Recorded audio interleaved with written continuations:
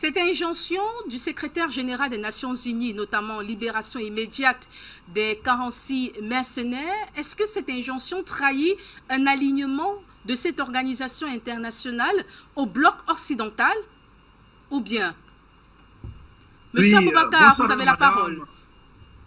Ok, bonsoir madame. Je tiens à préciser que je suis aussi le porte-parole du collectif pour la refondation du Mali, qui est une organisation souverainiste, intégrationniste et panafricaniste.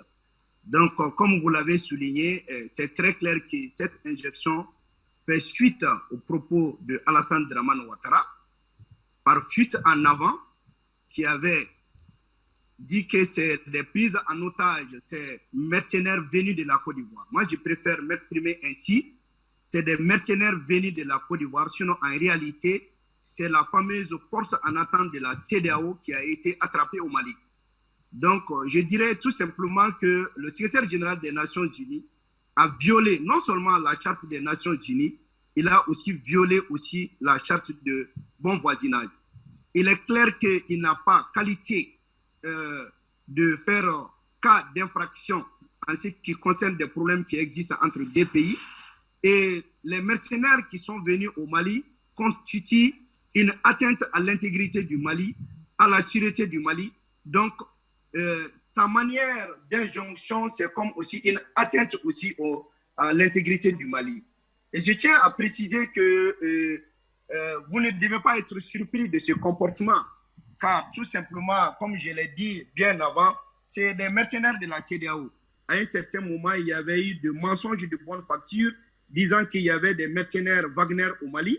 Cela n'a pas été prouvé et eux aussi, ils ont profité pour préparer des mercenaires de la CEDEAO. C'est la raison pour laquelle vous avez assisté au mutisme de l'Union africaine pendant que nous savions bel et bien que la charte de l'Union africaine condamne le mercenariat au Mali. Vous avez aussi assisté au mutisme de la CEDEAO, même par mesure de subsidiarité. Donc, vous comprendrez aisément que cette injonction a deux objectifs. Le premier objectif, c'est l'intimidation, et le deuxième objectif, c'est la tentative de la mise en application de la doctrine R2P, la doctrine de se donner la responsabilité de détruire le Mali, comme ça a été le cas en Irak, comme ça a été le cas en Libye. Mais dans tous les cas, nous, Maliens, nous sommes très sereins. Les Ivoiriens, les mercenaires venus de la Côte d'Ivoire ont été pris la main dans le sac avec les armes lourdes, comme l'a si bien dit le porte-parole du gouvernement, le colonel, le premier ministre par intérim, Abdoulaye Maïga. Cette affaire ne concerne pas les Nations Unies. Les Nations Unies ont une cour spéciale qu'on appelle la Cour internationale de justice qui pouvait qualifier ou même prendre cette affaire pour gérer les différends entre les deux pays. Même pour les 6 conventions signées dans le cadre du mercenariat, beaucoup de pays ne sont même pas d'accord pour l'intervention de la Cour internationale de justice. Mais ce qui est sûr, c'est que vous comprendrez aisément que cette déclaration, c'est une déclaration creuse. Ça n'a pas de valeur. Et pour nous, c'est comme une déclaration venant aussi de Alassane Dramane Ouattara, s'asseoir sur les réseaux, faire un communiqué facilement au nom de la CEDEAO, pendant que le Mali n'a même pas pris part à ce débat.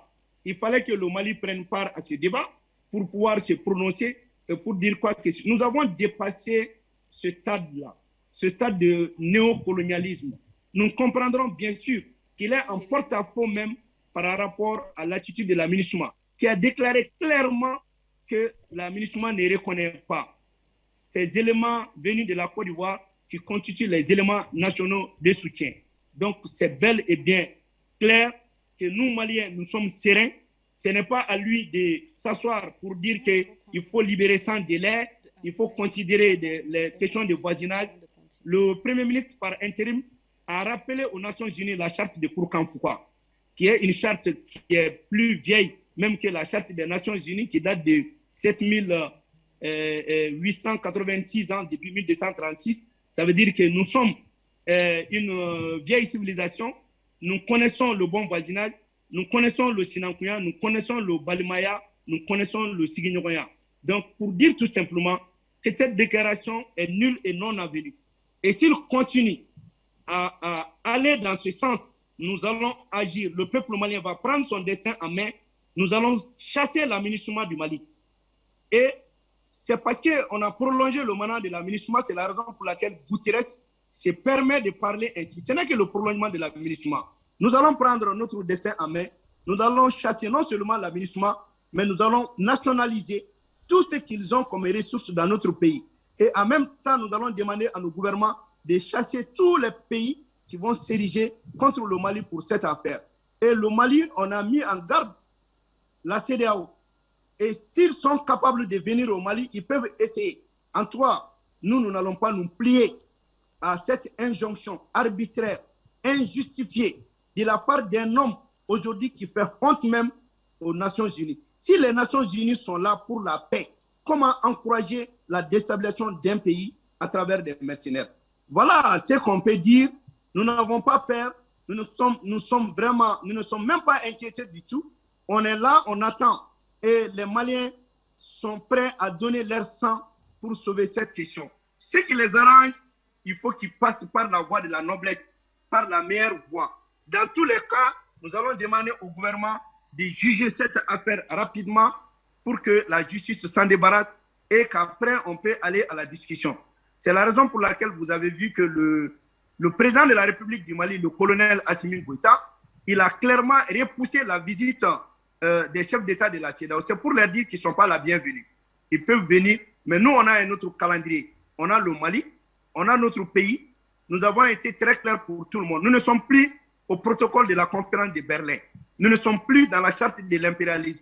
Le monde a changé. Il faut qu'ils prennent compte, qu'ils modifient leur logiciel, comme l'a été dit le Premier ministre par intérim. Nous demandons au secrétaire général des Nations Unies, à M. Guterres, de changer son logiciel. Il n'a pas à nous donner des ordres.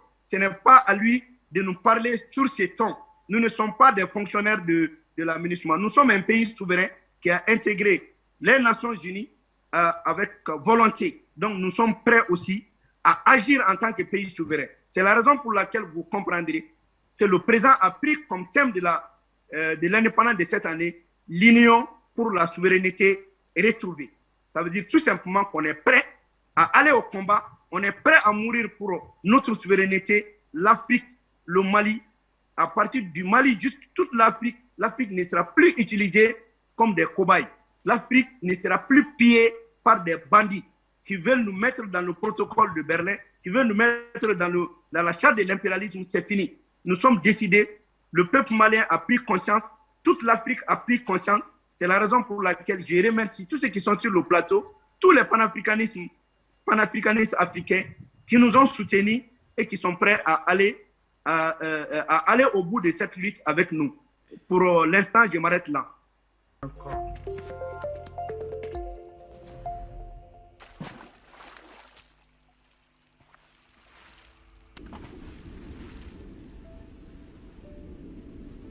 Afrique Média.